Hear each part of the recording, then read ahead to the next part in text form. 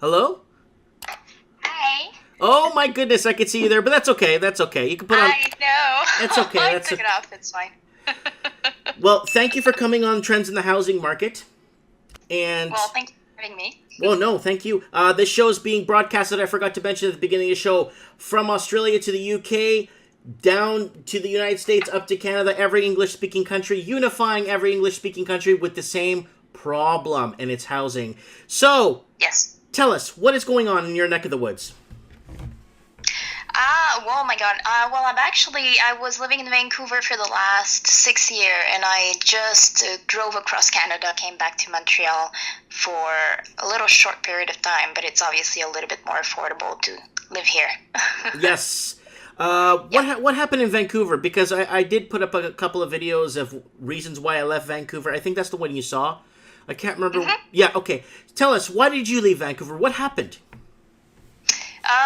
There was a few different things. I used to be a store owner, actually. I used to have my store on one of the main street there in Vancouver. Hmm. It has been quite popular, and I've had my store for about 4 years. In the last, I would say 3 years, things started to slow down up to the point where I had only about two people a day coming in my store. And one of the big thing was mostly because the neighborhood changed, has people starting to have children.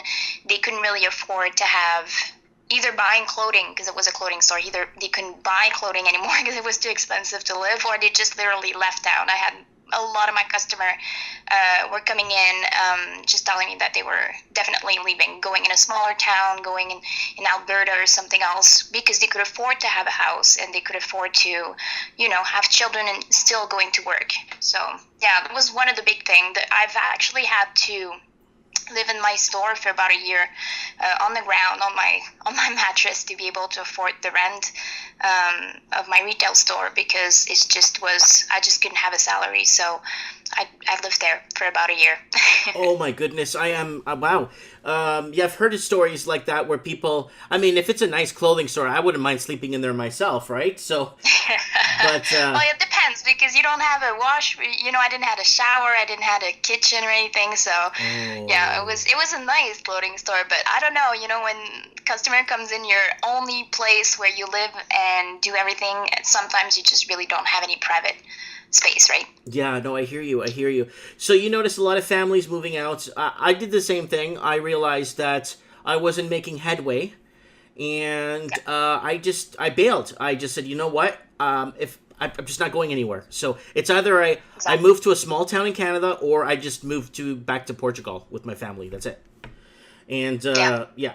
So how are things? Have you seen the property market starting to heat up there? Because I know there's a lot of bidding wars now in Montreal. I am not here for long enough. I know it started to go up. I mean, obviously, we're not to the same place as Vancouver, but I've heard that for sure. Yeah, I'm just here for a week and a half now, so I wouldn't tell. But obviously, there's a lot of properties that I look at the prices, and it has come up quite a bit compared to what it was before. I myself had a house in a city north of Montreal before I left about 6 years ago, but it was a time where the economy crashed at the time, and I remember when I was trying to sell, maybe one house on Fort were for sale because people couldn't afford to buy a house or anything like that. So at the time, I again lost everything I had. So it was my Whoa. second time, but it's kind of hard. It's not easy. It's not easy. So you basically drove across Canada to Vancouver, opened up your establishment, and you did you notice the soul of Vancouver leaving? Did you notice it, how it changed? Like, because I felt when I was living in Vancouver that the city had no soul. Or am I just delusional? No, I said that many times. Yeah, it's very difficult. I've tried to, I spent many years trying to figure it out, because when I actually moved there first, my first reason was because I was going for acting. I was trying to pursue acting at the time, and in Montreal, even though we had a lot of thing going on, we still had our own vision of acting, which I wasn't completely in love with. So I decided to do and try the English market because I'm French, first language. And so I went there, and the first year was great. And then after that, I had a really, really hard time. But I had met somebody, so I was kind of stuck there. And so I really tried to find why I felt like that, so I could actually survive and stay there and be happy still. And I came with that feeling of a lack of culture. I think Canada has a big lack of culture, and I studied acting, and I really see the impact of my culture here, where we have televisions and magazines and everything is related to us, like most people you look on TV actually looked like me, and they were talking like me, and they were teaching me life. And when you go in Vancouver, there's nothing like that as well. It's very, very new, and the only thing that they can relate to is like social media or mainstream USA. So it's very superficial. It's really trying to look like a certain things. And for the people that I spoke to, what I felt was that they had a really big problem to meet someone. To not. Yeah, that was one thing for sure. Yeah, you know what? There's actually that we're changing subject, but it's funny because I had a lot of conversation with customer, obviously, when they came in my store, and a lot of girls were like, "Yeah, we're decided to go in Montreal." Some of my friends went there, and after about 2 months, they were like in a long-term relationship where in Vancouver they couldn't find anyone. I was like, this is really sad. But you know what? I met a lot of nice guy. I would say in Vancouver though.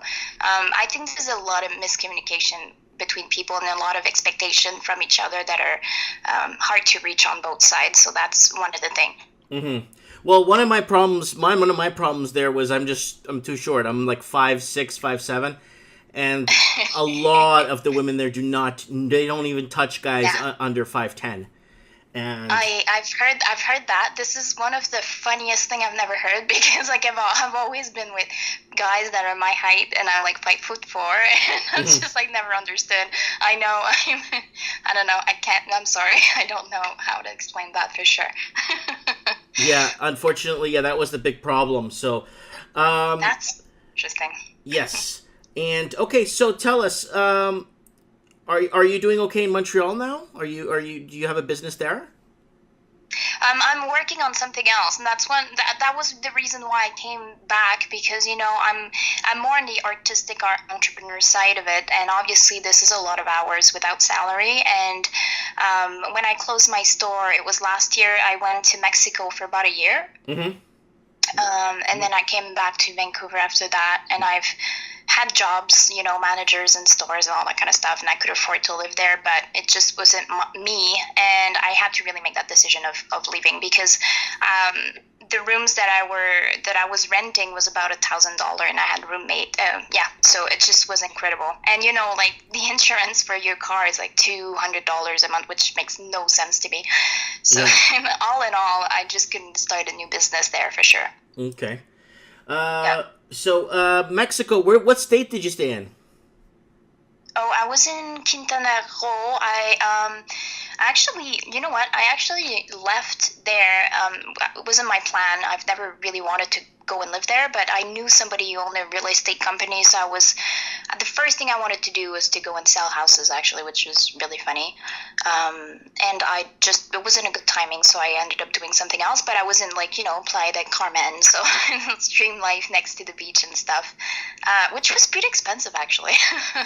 But did you notice how when you went into the small towns, how people were humble and they loved each other and they had souls? Yeah, it's still like that in Montreal, I think, so far. I've seen a change, though. I will admit that I see change in I think social media has an impact on it, but they add soul, I know. They add soul. You know what? When I was in Vancouver, that's the funniest thing, though, because everyone's struggling so much with money. And when I was living in my store, I have lots of friends or people that I knew, but I found that it's becoming such a place where you fight for yourself that I didn't really had I felt that even if I was going to live on the street, it wouldn't really change anything for people. You know what I mean? I've had really good friends. I'm not talking about them necessarily, but just this, I just felt it. You know what? It's the first time in my life where I discovered that if you don't have money, you're actually no one, and I could actually really understand the point of view of people that are born in poor family and feel like it's just really hard to get out of it because you just are nothing if you can't pay for yourself. It feels like your identity is kind of really messed up, which is really bizarre because I was working more than anyone else and I just couldn't have a salary.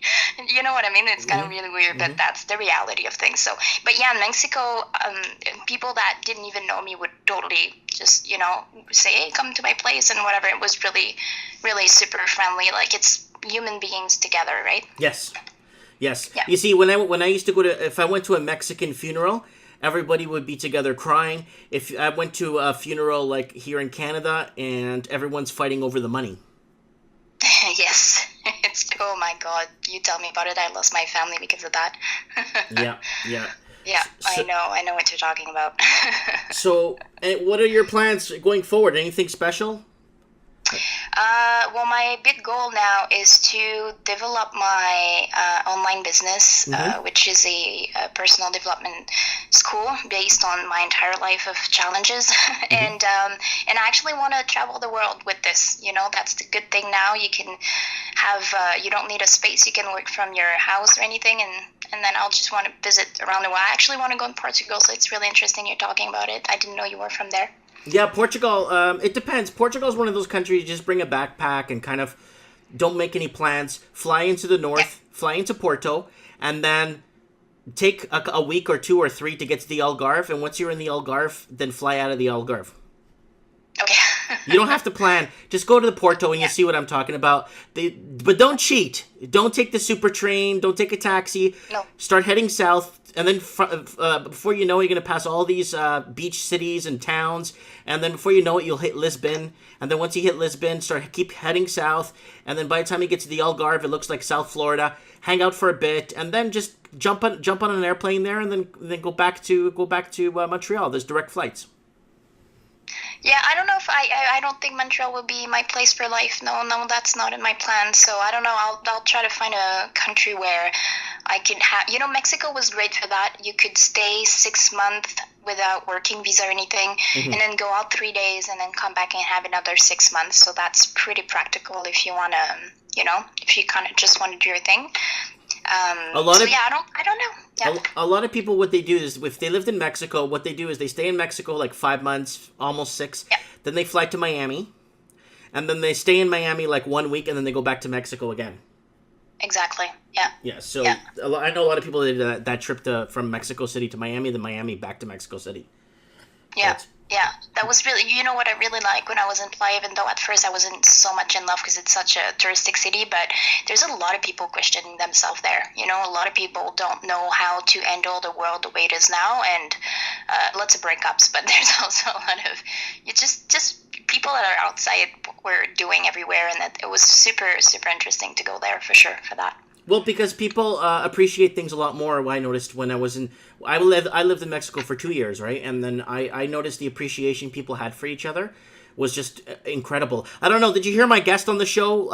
The last 2 weeks he's been on the show. He left Sydney, Australia, and now he's living in Acapulco. No, I didn't know. Yeah, if you go to my channel and you go back, you'll find something there where a guy from Acapulco living in Acapulco now. And I have him on the show every week, and he's talking about how basically Sydney was a very soulless city, and it sold out, and it was hard to meet people. It was hard to do anything. Oh, God. Yeah, so it's getting like that everywhere. That's kind of sad, eh? You want to know a little secret? Yeah. It's all has to do with the American English Anglo Empire. It's the way we were programmed. Yeah. And my friend Patrick, a friend of mine who lives in Brazil now, he lived in Australia, born and raised, and then he moved to Vancouver, and that's where I met him in Vancouver. And he told me that he's depressed. He's not happy in Vancouver. He thought moving to Vancouver would make his life better. And I said, no, Patrick, you know what your mistake was this whole time? It's because of the English-American Anglo Empire. You need to denounce the whole English thing and move to, I told him to move to Mexico or Argentina. And then I helped him find a job, and I found him 2 job interviews in Brazil instead.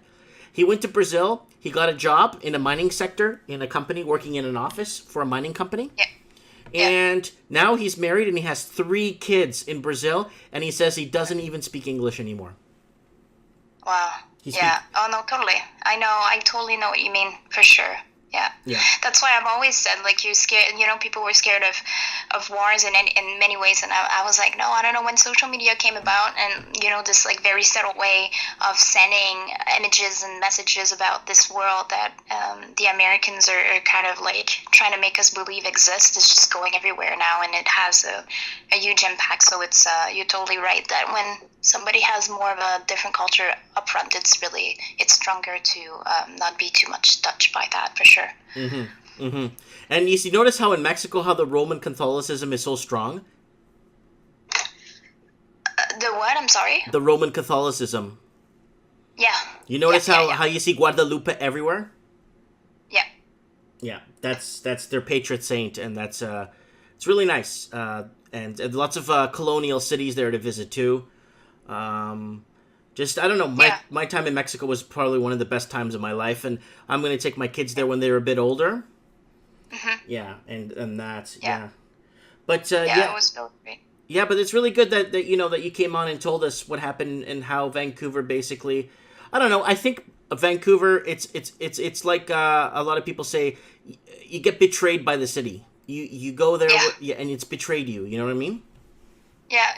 I was speaking to. It's funny actually because the last day I was there, I went for dinner with one of my friends, and there's that thing where you're like, is that me? Am I like such a bad person? Am I uninteresting? You just really question yourself because it's such a hard thing to live. And then he was like, I'm sure it's not you. He's like, I swear to God. So he asked the server, and she was from outside town of Vancouver, and he was like, how do you feel in Vancouver? She's like, oh man, I'm leaving at the end of the week.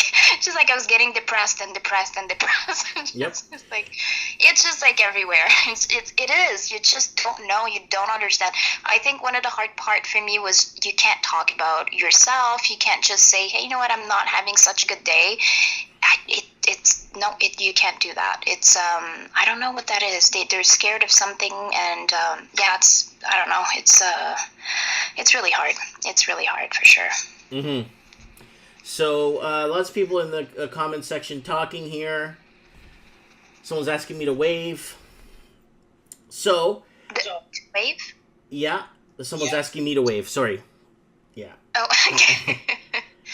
Yeah. So anyways, I want to know. So yeah, okay. That's really good that you got a, I have a little series on my channel that I've been doing, like home-based business. And I've been selling online, and I'm actually been very successful with it. Like really successful. That's nice. Yeah, it's. I'll have to talk to you. yeah. I just don't know. I just have been doing so well, and I kind of did it as a hobby, and then now it's. I'm gonna have to start to file a T1, and I'm gonna put it through my corporate tax, and then I'm gonna have to funnel the money somewhere. So I'm gonna have to do that. I just thought it was gonna be like a little thing, and now it's like turning out to be like high 3, 4, 5, high 5 figures. Wow, that's awesome. Yeah. Good for you. That's awesome. I'll talk to you. I'll ask you how you did. Yeah. So it's a new thing. I wasn't so happy, but it'll be great. But you know what? Some advice is stay away from the whole English-speaking world for a bit, and that's how you heal from the from whatever damage you pick up along the way here. Like, you know what I'm saying?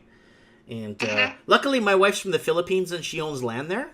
So we're just going to go back there and build her a nice house on her land. So, yeah, I'll do a series about that and kind of follow my whatever we're doing there. And it's like I said, it's just more humble. People are more humble. People are patient with each other. People are more understanding, and Yeah. A lot more respect as well, and you don't feel like when I'm 35 now, and I'm like, I'm dead. I'm 35. That's how I felt over there. Some of my customers were like, yeah, I'm 30. Then when he looks at me, I'm like, oh my God, this is insane, man. Mm-hmm.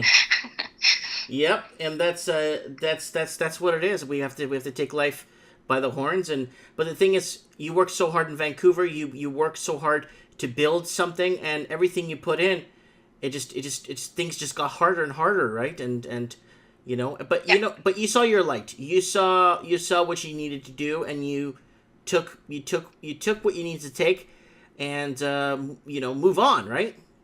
I feel sorry for the people that can't move on. Yeah, yeah, for sure. I I don't think that if I had take the time to really grow in it, I don't regret it, because when you face yourself so much in, you have to own your own emotion, you have to own your own everything that you are, and accept yourself so much, because often you're not accepted there, and it makes you challenge and see and discover pieces of yourself you probably wouldn't discover otherwise. And when I came back to Montreal, as much as I love Montreal and I've always said good thing about it, but I definitely have not. I'm so different now.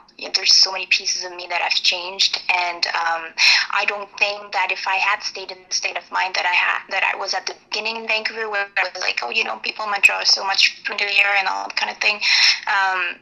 I had stayed to this and came back, I don't think I would be where I am right now. And as much as the end I was done, I had to go, but there's so much things for myself that I took from it, though. So I think that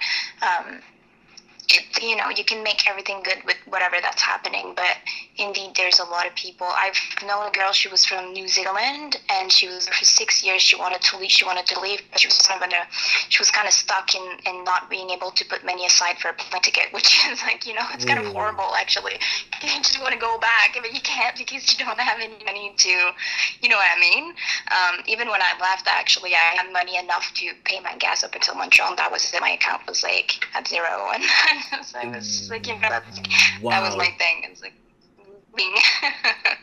I know there was a huge flow of people from Alberta that came in like 2001, 2002, 2003, just after, I think it was around the Olympics, just after the Olympics, and huge waves of young people came from Alberta, and a lot of them went back quick in a heartbeat. You know what I'm saying? Yeah. Totally. Yeah, I've heard that many times from Montreal, from everywhere else, for sure. Okay. Yeah, I don't know. It's a strange place. It's really strange. It's very sad because it's so pretty. Okay. Anyways, well, I want to thank you for coming on. Is your name is pronounced Corinne, right? Yeah, totally. Okay. I just wanted to make sure because you're French, it could be pronounced differently or something. But guys, that's Corinne from Montreal. We'll be following her once in a while on the show to find out what she's doing and how she's been recuperating from Vancouver and what she's been up to. Well, I want to thank you so much, and I want to thank you for giving us that motivational story. Thank you. Well, thank you for having me. It was very fun. Enjoy the rest of your night, and God bless you.